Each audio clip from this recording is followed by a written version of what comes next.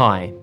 CDP has undertaken a review of a number of existing staff policies, procedures and guidelines.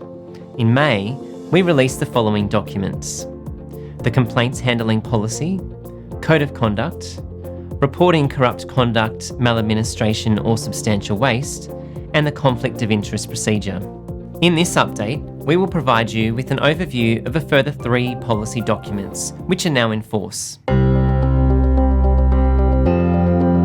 The Code of Conduct when working with children and students is to inform staff of the standards of behaviour and other requirements that must be adhered to when working with CDP.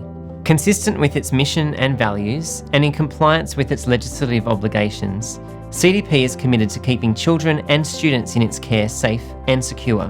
This code is part of the CDP strategy to build child-safe communities and covers the following matters.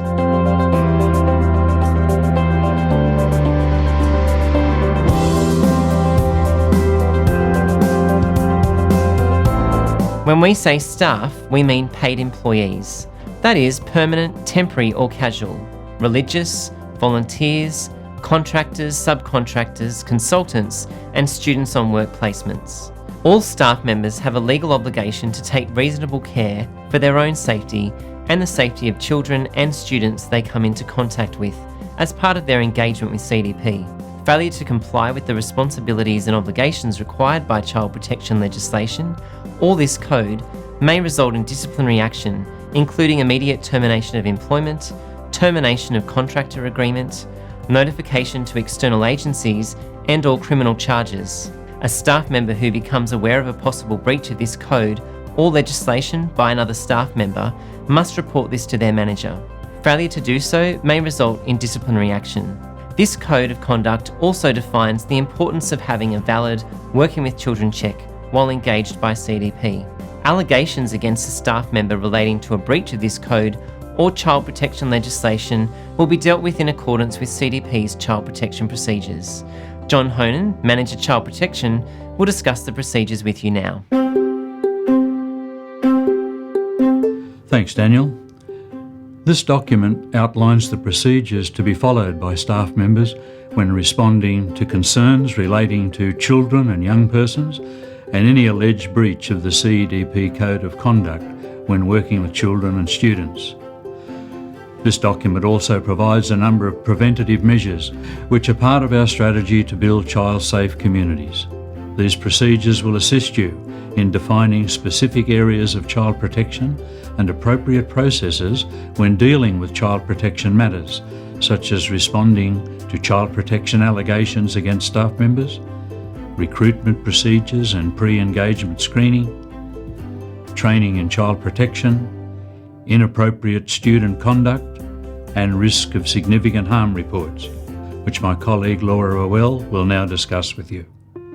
Thanks, John.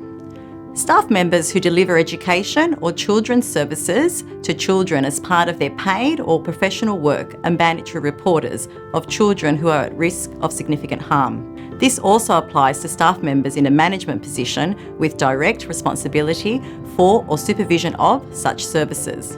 A child or young person is at risk of significant harm if current concerns exist for the safety, welfare or well-being of a child or young person because of the presence, to a significant extent, of any one or more of the following circumstances.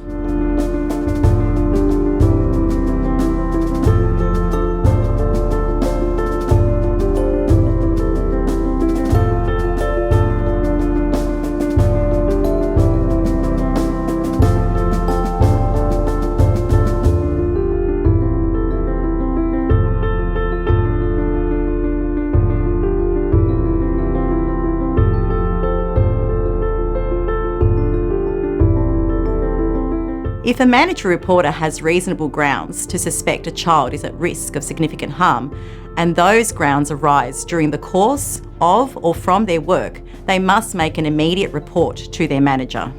The Child Story Reporter community allows you to make reports regarding risk of harm concerns you have for a child or young person, as well as then track and keep a record of these reports. Managers should complete the Mandatory Reporter Guide on each occasion they have risk concerns, regardless of their level of experience or expertise. Each circumstance is different and every child and young person is unique. The MRG does not restrict a mandatory reporter from contacting the Child Protection Helpline on 132 111 themselves. Once you have made a child protection report to Family and Community Services, enter the details of the child protection report onto CEDP Roche Online. This should be completed by either the principal, manager or wellbeing counsellor. CEDP Roche Online has the capacity to provide CEDP with more robust data related to our system's response to student wellbeing concerns. These procedures apply to all staff members of CEDP and are mandatory. This policy includes information that was previously covered in the Guidelines for Professional Conduct and the Responsible Use of ICT and Social Media Procedures and Guidelines. It details the appropriate use of information and communications technologies, ICT, and social media. The policy focuses on behaviour which is and isn't acceptable and applies to all staff members of CEDP. This document aims to inform staff of their obligations and responsibilities when using ICT and social media for work-related purposes and, in limited circumstances, personal purposes. It also seeks to minimise threats to CEDP's information, security and system. Each staff member has a responsibility not to engage in conduct which could impact on the safety and well-being or damage the relationship between CEDP and students, staff members, clients, customers, or members of the community, or that could damage CEDP's reputation or standing in the community, or cause embarrassment to CEDP.